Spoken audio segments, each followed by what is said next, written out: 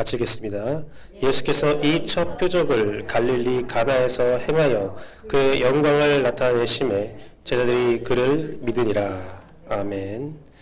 예, 오늘은 요한복음 2장 1절에서 11절 통해서 응답받는 방법이라는 주제로 말씀을 나누어 보도록 하겠습니다. 오늘 읽어볼 말씀은 우리가 요한복음을 순서대로 강의하고 있는데요. 오늘 읽어볼 말씀은 여러분이 너무나 잘 알고 있는 가나에 있었던 혼인잔치에 있었던 예수 그리스도의 표적입니다. 물을 포도주로 변화시키는 표적이지요. 요한복음은 기적이란 말을 쓰지 않습니다. 표적이란 말을 씁니다. 그 이유는 기적은 기이한 일인데 요한복음은 신학적으로 예수 그리스도의 그런 기적, 은사들은 예수 그리스도를 자신을 드러내는 일이다, 당연한 일이다 라고 해서 표적이라는 단어를 쓰고 있습니다. 그래서 오늘 요한복음 말씀을 강의하면서는 표적이란 단어를 사용하도록 하겠습니다.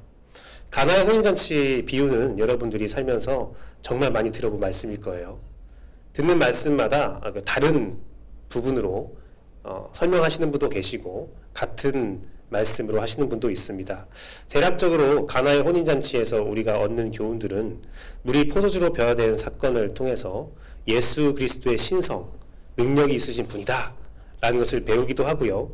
또한 예수 그리스도의 표적의 본질은 변화에 있다 라는 말씀도 들어봤을 겁니다.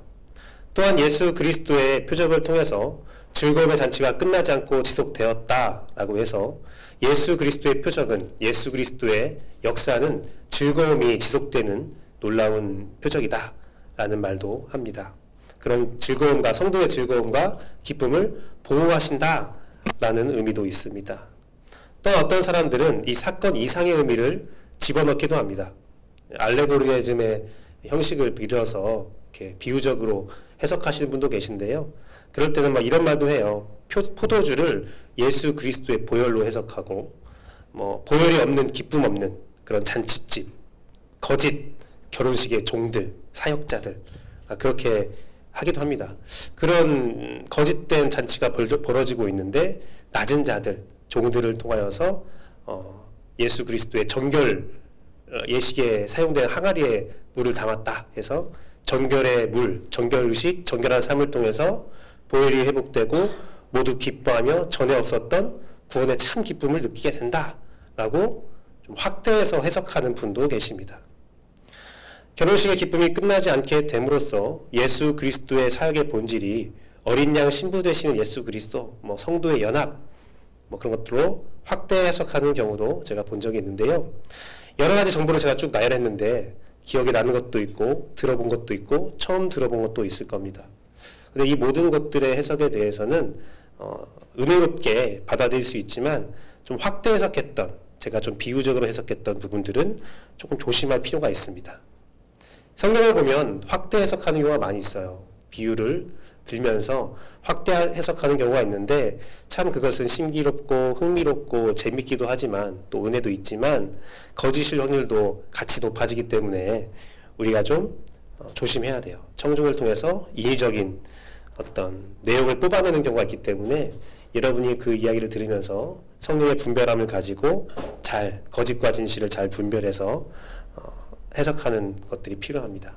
그러면 오늘 김규배 목사는 여기서 어떤 말씀을 전할 것인가? 그것은 응답받는 방법, 예수 그리스도가 일하는 방법에 대해서 여러분과 나눠보고자 합니다. 그냥 사건의 흐름에 따라서, 인물들의 행동에 따라서 그 안에 담겨져 있는 심리적인 상태, 그 말의 내용에 대해서 좀 더 면밀히 살펴보면서 응답받는 방법이 무엇인가에 대해서 알아보도록 하겠습니다.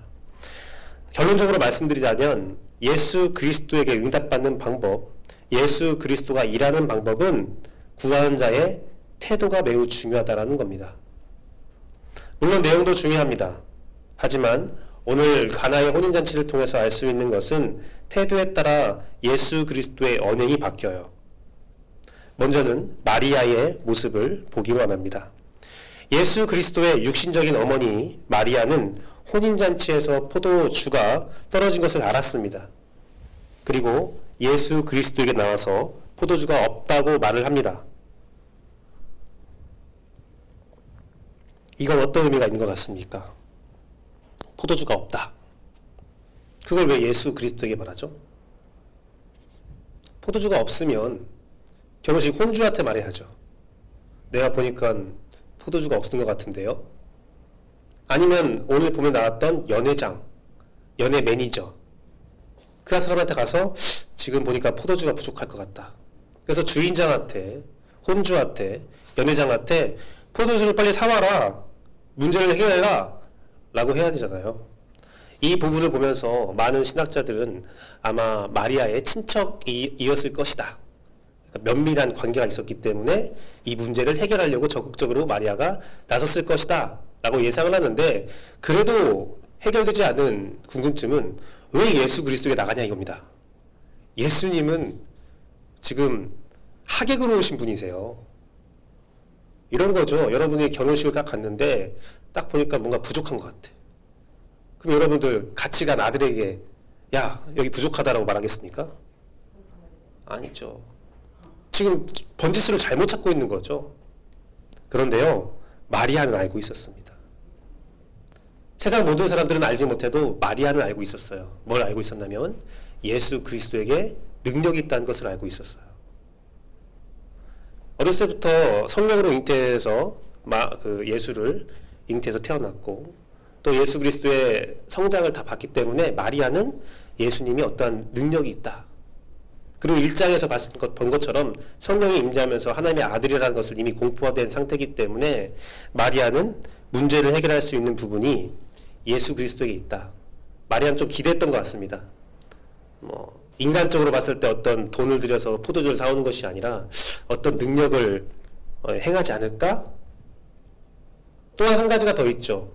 마리아는 충분히 예수에게 요구할 수 있는 사람이에요. 어머니잖아요.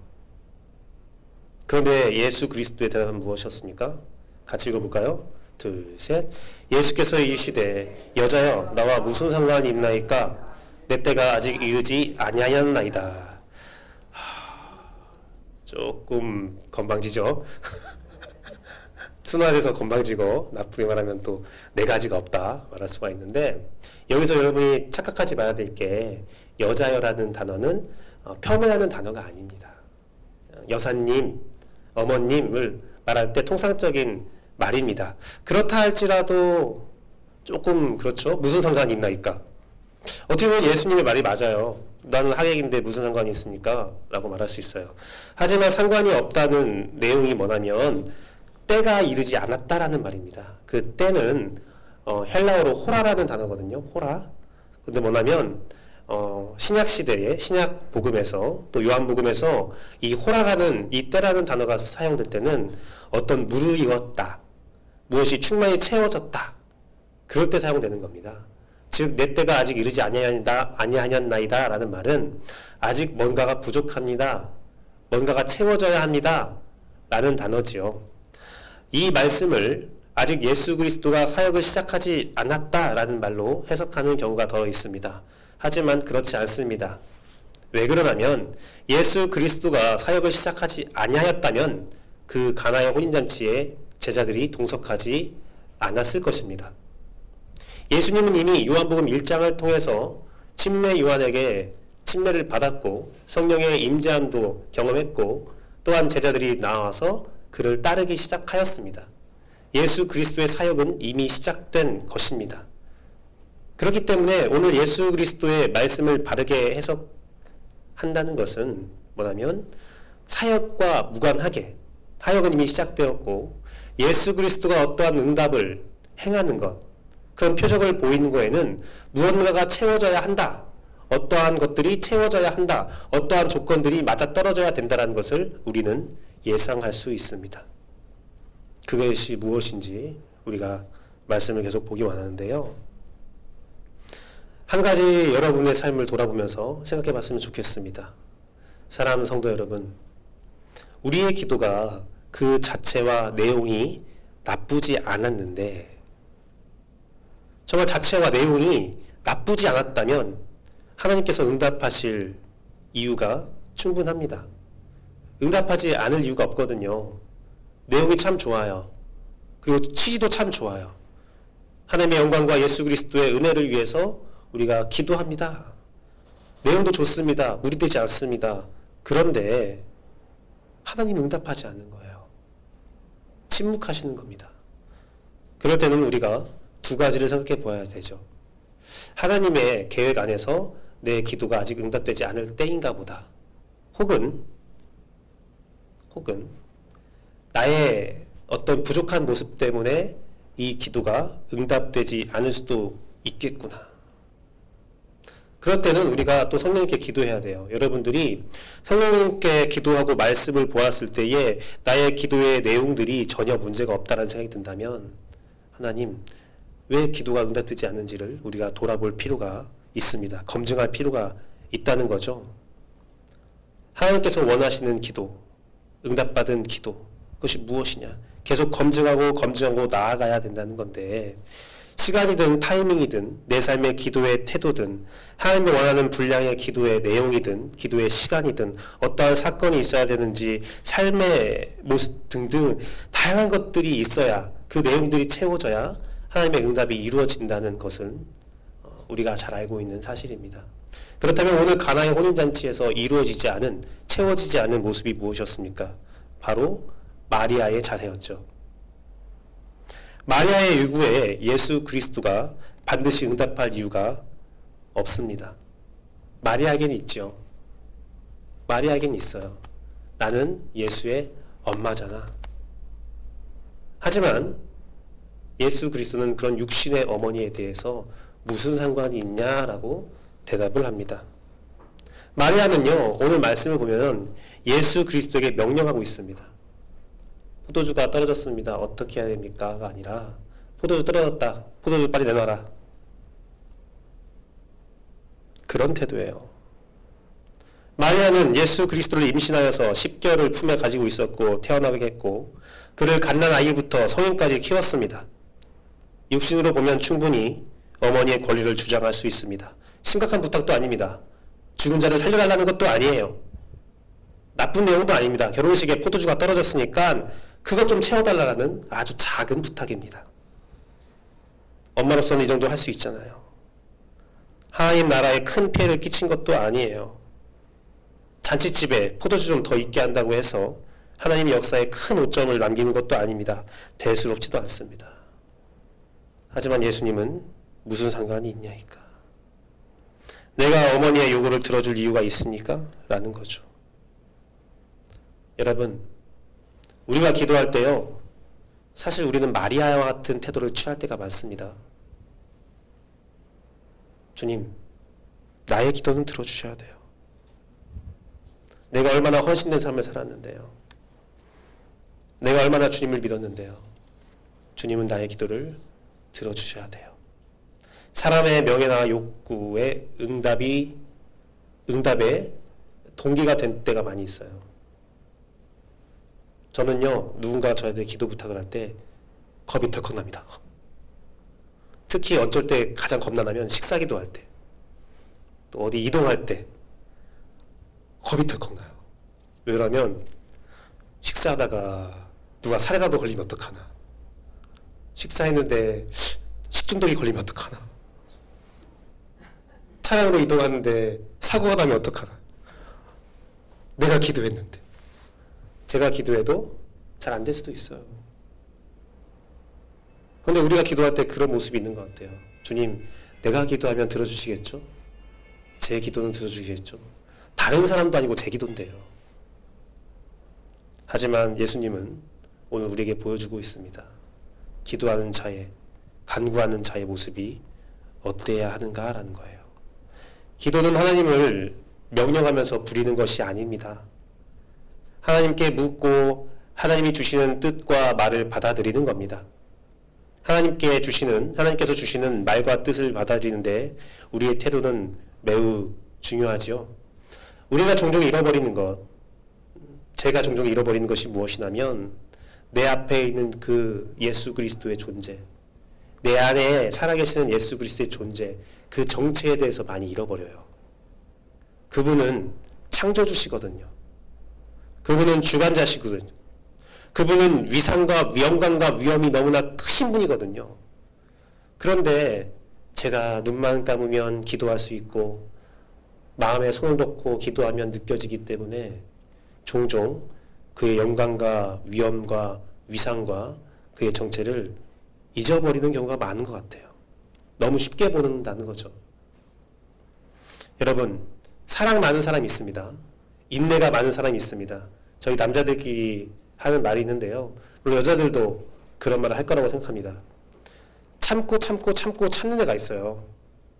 근데 그 사람이 정말 화를 내는 걸 한 번도 본 적이 없다는 사람이 있어요. 근데 그 사람이 화를 내면 어떻게 됩니까? 진짜 무섭게 화를 내죠. 맨날 화는 내는 사람은 학학학 하는 사람은 무섭지도 않아요. 에이, 저 사람 또 저러네. 또 잘 풀려요. 그런데 꽁한 사람은 인내가 많다라는 칭찬을 받았던 사람이 한 번 화를 내면 진짜 무섭게 화를 냅니다.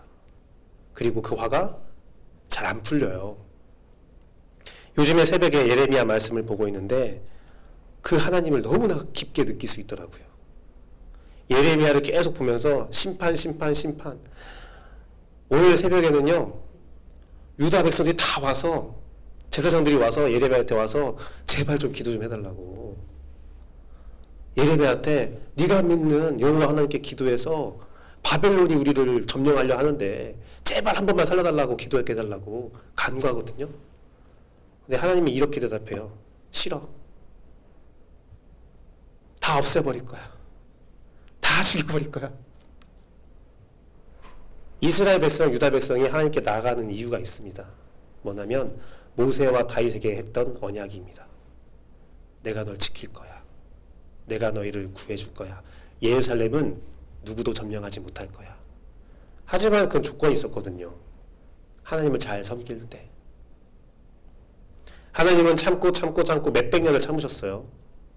그리고 한번 화를 팍 내니까 정말 무섭게 화를 내는 겁니다. 사모가 예레미야 말씀 보면서 저한테 이런 말을 했어요. 목사님, 하나님은 참 이상하게 징계를 내리십니다. 왜요? 하나님은 내가 잘못했는데 나한테 화를 내셔야 되는데 내 자녀가 저주받는 모습으로 예레미야에 나옵니다. 제가 그래서 이렇게 물어봤어요. 사모님, 여보가 죄를 저질렀는데 하영이가 죽으면 좋겠어? 여보가 죽으면 좋겠어? 뭐가 더 고통스럽겠어? 하나님은 한 번 화를 내니까 진짜 무섭게 화를 내는 겁니다. 우리는요, 하나님을 쉽게 보면 안 됩니다. 하나님 무서우신 분이세요. 내 안에 성령님이 나를 인도하시고 나에게 정말 면밀하게 사랑을 보여주신다고 하셔서 그 사랑 우습게 여기면요, 큰 코 다칩니다. 하나님이요, 무시무시한 분이세요. 정말 무서운 분이세요. 그 한편에 우리가 하나님을 경외하는 것, 그게 그 뜻입니다. 하나님이 무서운 줄 알라라는 겁니다. 경외라는 것은. 근데 하나님은 우리가 너무 두려워서 벌벌 떠는 것도 원치 않으세요. 그래서 경외라는 단어를 쓴 거예요. 두려워하며 사랑해라 라는 겁니다. 두려워하며 사랑해라. 마리아는 깜짝 놀랐을 겁니다. 너무 쉬웠던 거예요. 너무 쉽게 봤던 거예요. 그래서 포도주 떨어졌다 딱 말했더니 예수 그리스도가 매몰차게 딱 말하는 모습 보면서 마리아가 깨달은 겁니다. 아, 맞아. 내 아들이지만 이분은 메시아지. 이분은 하나님이지. 그래서 마리아는 예수 그리스도의 말씀을 듣고 변화된 행동을 취합니다. 마리아는 더 이상 예수 그리스도에게 말하지 않고 너 어찌 네가 그렇게 말할 수 있냐? 엄마한테 맞부르시고 그러냐? 그렇게 가지 않고 하인들에게 갑니다. 그리고 이렇게 말합니다. 내가 하는 말을 들어라가 아니라 예수 그리스도가 무슨 말씀을 하시든지 그대로 하라라고 말합니다. 예수 그리스도에게 말하는 의도가 포도주가 떨어졌다, 네가 해결해라 라는 식이었다면 하인들에게는 예수 그리스도가 시킨 대로 받아들여라, 그 뒤에 그러면 포도주가 생길 거야, 그런 말 안 합니다. 어떤 결과가 나올지 나도 알지 못하지만 우리가 지금 해야 될 것은 이 문제의 해결을 가지고 계신 예수 그리스도에게 우리가 철저히 복종하는 것, 순종해야 된다라는 겁니다. 그 결과가 포도주가 나올 거야가 아닙니다. 그냥 순종하자. 우리가 그의 말을 듣자. 그의 말을 들어보자입니다. 마리아의 처음 태도는 자신을 드러내는 태도였습니다. 마리아가 부탁하고 예수 그리스도와 그 문제를 해결하면 어머니의 예수 그리스도의 어머니로서 위상을 보이고 우쭐해집니다. 이게요, 이 태도가 지금도 남아있는 종교가 있습니다. 천주교죠. 천주교는 예수님께 부탁할 때 마리아에게 부탁하는 경우도 있습니다. 마리아에게 부탁해서, 마리아가 예수에게 부탁해서 이 문제를 좀 해결해달라고 하는 거죠. 전혀 그것은 통하지 않습니다. 여러분, 이건 또한 중보에 대한 모습도 나옵니다. 누군가에게 중보하는 거요, 그 중보자가 열심히 기도해서 응답이 될 수 있습니다. 하지만 중요한 것은 본인의 기도예요. 저는 저에게 중보 부탁이 올 때 기도 열심히 합니다. 기도하겠습니다. 말합니다. 하지만 간곡히 하나님께 기도하는 것은 그 본인이 더 기도하기를. 그리고 이루어졌단 말을 들으면 같이 기뻐하면서 꼭 이런 말을 하죠. 권사님이, 집사님이, 장로님이 기도해서 된 거예요. 저는 조금만 도와줬을 뿐입니다. 지금 마리아의 모습이 그렇습니다. 중보자의 자리를 정확히 지켰습니다. 자기는 이제 그 모습에서 완전히 빠졌죠. 하인과 예수 그리스도에서 그 문제가 해결되기를 원하면서 완전히 물러났습니다. 중보자는요, 언제든 그 자리를 피할 준비를 해야 됩니다. 이런 거 있어요. 우리 중매 잘하면 남자는 양복을 받고 여자는 예쁜 옷을 받는다, 가방을 받는다, 그런 말이 있잖아요. 근데 예수님과 하나님과 사람의 중보자는 그런 거 받지 마세요. 연결해주고 빠지면 됩니다. 오늘 마리아가 그 문제의 끝에 있는 하인들과 그 문제 해결의 끝에 있는 예수 그리스도를 만나게 한 뒤 마리아는 완전히 빠집니다. 그러자 예수 그리스도는 때가 되지 않았다라고 말했던 예수 그리스도가 하인들과 함께 그 문제를 해결하는 모습을 보입니다. 그것이 바로 예수 그리스도가 말한 때입니다. 때가 아직 되지 않았다. 문제를 가진 본인이 나에게 나와야 된다. 라는 겁니다. 중보자가 예수 그리스도의 자리를 차지하면 예수 그리스도의 때는 오지 않습니다. 기도한 자가 교만의 자리에 서서 하나님이 된다면 하나님의 응답의 때는 오지 않습니다. 모든 것들의 결과를 하나님께 맡기고 하나님께 모든 자리를 양보할 때 하나님의 응답은 이루어집니다. 하인들은 이제 마리아의 권면에 따라 예수 그리스도에게 나아갑니다.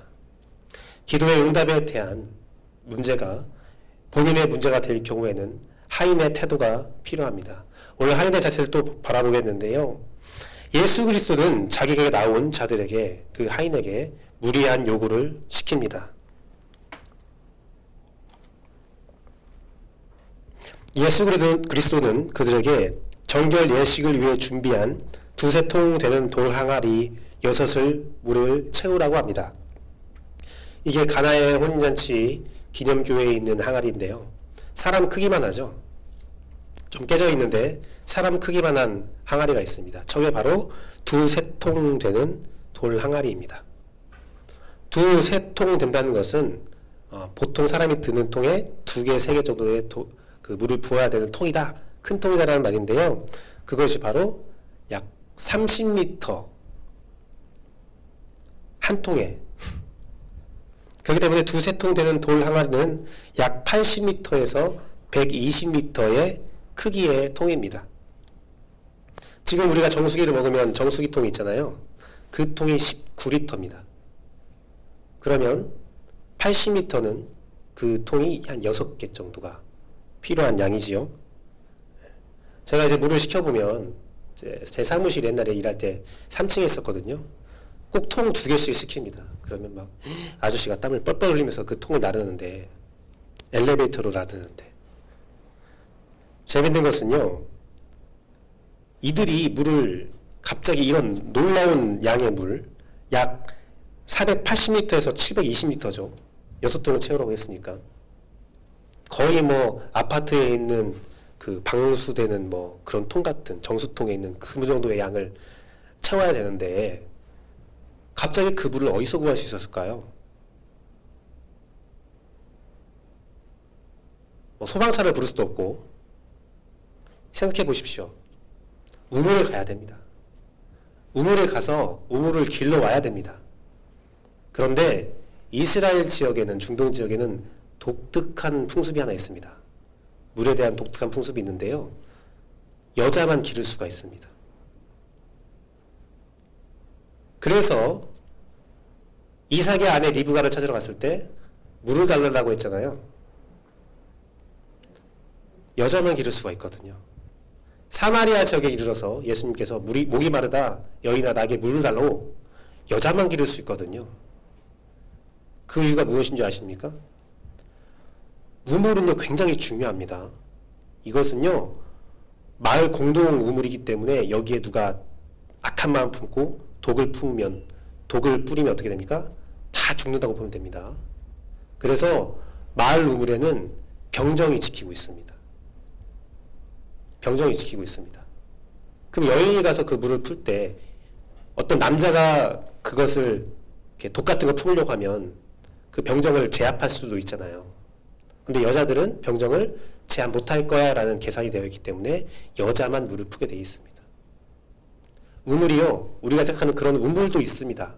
이스라엘 지역에 이렇게 돌벽 있고 이렇게 물 기를 수 있는 두레박이 있는 우물도 있는데 도심 지역에 어떤 우물이 있냐면 지하 한 3, 4층을 내려가는 우물이 있습니다. 그게 통상적인 우물이에요. 마을 우물은 지하로 2, 3층을 내려가서 거기에 지하수가 흐르는 물이 풍부한 지역이 아니거든요. 그 안반수가 흐르는 곳에 굴을 파놓고서는 여자가 혼자 내려가서 그 병정이 딱 지키고 있는 틈에서 물을 깃고 다시 올라옵니다. 그걸 720리터를 채운 거죠. 하인이 물을 720리터를 채웠다. 그것은 여종이 물을 그만큼 지하에서 기어 올렸다. 그리고 남종이 그 거리에 어느 거리가 될지 모르겠지만 720리터의 물을 계속 날랐다.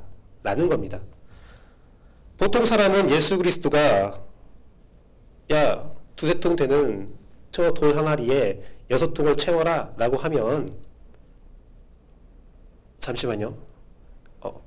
생각 좀 해보고요. 그렇게 합니다. 결혼식은 이스라엘 지역은 일주일 정도 돼요. 한참 바빠요. 그리고 연회장에 만약 의하면 결혼식이 이제 거의 다 끝났어요. 그럼 종들은 막 하루 종일 열심히 일하고 봉사하고 완전 지쳐 있습니다. 이제 곧 끝나. 그런데 갑자기 그동안 봉사했던 일보다 더 큰 힘든 일을 예수님이 시키고 있는 겁니다. 이렇게 해서 포도주가 될 거야 라고 확신했다면 또 몰라요. 이 뒤에 또 어떤 일이 있을지도 몰라요. 물만 길러오라고 합니다. 쉽지 않죠. 하지만 하인들은 그것을 순종합니다. 그동안 이런 말씀을 많이 들었을 겁니다. 물을 길러오는 하인들의 순종. 근데 제가 오늘 좀 강조한 것은 정말 어려운 일이었다. 그리고 그 물을 연회장에게 떠서 가라고 합니다. 신학자들은요 참 재밌는 사람들입니다. 물이 포도주로 언제 변했을까를 연구합니다. 물을 길러왔을 때 변했을까? 연회장에게 가져갔을 때 변했을까? 연회장이 먹을 때 변했을까? 그건 아무도 모릅니다. 하지만 어떤 결과든 그 물을 아기까지 채웠고 그 물을 연회장에게 갖다 주는 것은 쉬운 일이 아닙니다. 이러한 순종, 온전한 순종 가운데 하나님의 응답이 일어나고 역사는 일어난다는 겁니다. 말씀을 맺도록 하겠습니다. 오늘 제가 여러분에게 알려드린 하나님께 응답받는 방법은 딱 2가지입니다. 하나는 하나님이 어떠한 존재인지 알고 기도하라는 겁니다. 겸손으로 기도하라는 겁니다. 그리고 그 겸손의 기도를 한 다음에는 자기의 위치로 알고 돌아가라는 겁니다. 기도의 결과가 자기의 영광 삼지 말라는 겁니다. 두 번째는 기도할 때 온전히 순종하라는 겁니다. 이해가 되지 않아도, 마음에 들지 않아도 온전히 순종하라는 겁니다. 내 수고가 포함이 돼야 된다는 겁니다. 그 때가 채워져야 된다는 겁니다. 그런데 이 순종의 결과가 좀 이상합니다. 오늘 말씀을 보면 잔치는 예쁘게 끝났습니다. 하지만 제가 처음에 말했듯이 요한복음에서 이런 기이한 일에 대해서 표적이라고 말씀드린다고 했잖아요. 표적. 예수 그리스도를 드러내는 일이라는 겁니다. 그러면 예수 그리스도와 가나의 혼인잔치에서 이런 놀라운 일을 행했을 때에 예수 그리스도의 정체가 드러나야 그것이 표적이 될 수 있거든요. 그러면 예수 그리스도의 정체가 드러난 순간 그 표적을 받아들인 사람이 누구입니까? 오늘 본문 보니까 제자들이에요. 잔치에 있는 모든 사람들은 이 포도주가 어디서 나는지 몰랐습니다. 포도주가 정말 좋은 포도주인 걸 알았지만 어디서 나온지 몰랐습니다. 하인들만 알았습니다. 제자들만 알았습니다. 마리아만 알았습니다. 그런데 오늘 본문에 기록된 것은 이 표적을 먹고 예수 그리스도를 믿은 사람은 하인들이 아니었습니다. 제자들이었습니다. 하인들이 열심히 일을 했고 마리아가 중보자가 되었고 표적을 일어났는데 그 표적의 수혜자는 엉뚱하게 제자들이었습니다. 제자들이 예수를 믿더라. 이 표적이 일어난 것은 제자들을 위해서 일어난 거라는 겁니다. 근데 가나의 혼인잔치의 역사는 엉뚱하게 제자들이 수혜자가 되었습니다. 사랑하는 반포침례교회 성도 여러분, 이것은 엄청난 영적 의미를 가지고 있는데요. 먼저 가나의 혼인잔치에서 우리가 배워야 할 영적 의미는 우리가 주님께 무엇인가를 요구하고 주님께서 일하시기를 기도할 때 주님은 거절할 수 있습니다. 그 거절 가운데 예수 그리스도에게 응답받는 법을 배우고 여러 가지 마음에 충만한 성령님의 은혜와 성령님의 감동으로 여러분의 각자의 기도와 순종과 겸손을 통해서 여러분의 삶에 우리 교회에 예수 그리스도가 일할 수 있습니다. 예수 그리스도가 살아계시다는 표적을 보일 수가 있습니다. 하지만 그 일이 나에게, 우리 교회에게 직접적인 이득을 주지 않을 수도 있습니다. 우리가 이것이 응답된다면 우리에게 나에게 엄청난 은혜가 있을 거야, 어떤 큰 이득이 있을 거야 라고 생각할 수도 있습니다. 하지만 그러지 않을 수도 있어요. 다른 엉뚱한 누군가가 그 표적을 받아들이는 역사가 일어날 수도 있습니다. 하지만 그때 몰려오는 허무함이나 자괴감을 벗어버려야 합니다. 성령 충만의 모습으로 하나님의 시선으로 그 완벽한 때를 바라보십시오. 여러분, 오늘 제자들은 아무것도 하지 않았지만 예수를 믿는 결과가 일어났을 때에 어떠한 결과가 일어납니까? 예수 그리스도를 향한 이 작은 믿음이 이제 그들은 복음의 시초가 되는 첫 걸음이 되었습니다. 1장 마지막 절에서 예수의 제자가 되었지만 그들이 믿고 제자가 된 사람도 있었고 그냥 따르는 사람도 있었습니다. 하지만 가나의 혼인잔치에서 예수 그리스도의 표적을 본 제자들이 그를 믿었다.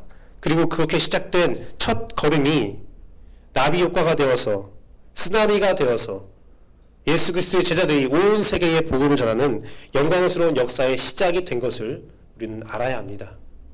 그 제자들의 믿음을 위해서 하인들이 사용되었고 마리아의 중보가 사용되었습니다. 마리아의 중보와 하인들의 헌신은 제자들의 믿음을 기대하지도 않았습니다. 전혀 다른 사건처럼 보였습니다. 하지만 전혀 다른 사건처럼 보이는 그 사건들이 하나가 되고 둘이 되고 세가가 되어서 연결될 때에 하나님의 역사가 이루어지고 하나님의 놀라운 기적이 일어났습니다. 이것이 우리가 기도를 쉬지 않아야 하는 이유 중에 하나입니다. 우리의 기도가 때로는 응답되지 않고 우리의 기도의 응답이 우리의 예상과 다르게 일어나고 우리의 기도의 수혜를 다른 사람이 받는 것처럼 보여도 우리가 기도를 쉬지 않는 이유입니다. 하나님의 역사는 전 세계적입니다. 하나님의 역사는 전 역사적입니다. 저는 여러분들이 그 완벽한 하나님의 섭리와 때에 사용되기를 소망합니다. 그 가운데 하나가 되기를 원합니다. 여러분 개인의 기도가 그렇게 사용되기를 원하고요. 우리 반포침례교회가 그렇게 사용되기를 원합니다. 하나님의 큰 역사 가운데 응답받는 우리 반포침례교회 되기를 간절히 바라고 또 바랍니다. 이 시간 기도하겠는데요. 우리 말씀을 가지고 기도하기를 소망합니다. 우리가 응답받는 마음을 갖기를 원합니다. 끝내 하나님께 정말 응답받는 것은 여러 가지 태도와 내용도 있지만 가장 중요한 것은 하나님이 우리에게 주신 뜻에 대해 순종하고 이해하는 자세입니다. 오늘 여러분의 삶에 있는 여러 가지 하나님의 주신 일들을 성령 안에서 잘 이해하는 여러분 되기를 원합니다. 그리고 기도 순서지에 있는 기도 제목들을 가지고 또 간절히 기도하는 여러분 되기를 소망합니다. 함께 기도하겠습니다.